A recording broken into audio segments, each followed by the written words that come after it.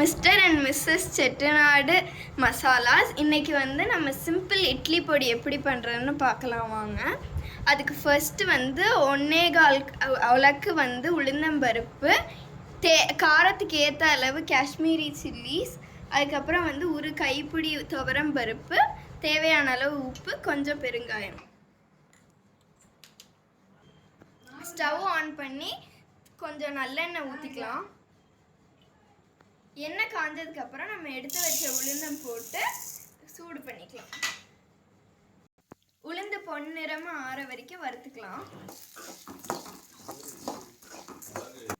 இதை இப்போ ஒரு தட்டில் ட்ரான்ஸ்ஃபர் பண்ணிடலாம்.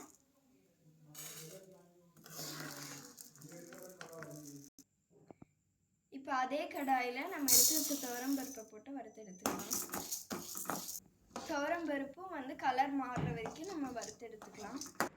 அடுத்து எடுத்து வச்ச வரமிளகாவையும் வறுத்து எடுத்துக்கலாம். சிம்லே வச்சு வறுத்து எடுத்துக்கணும். இப்போ கார வாடை வந்துருச்சு, இதையும் எடுத்துக்கலாம்.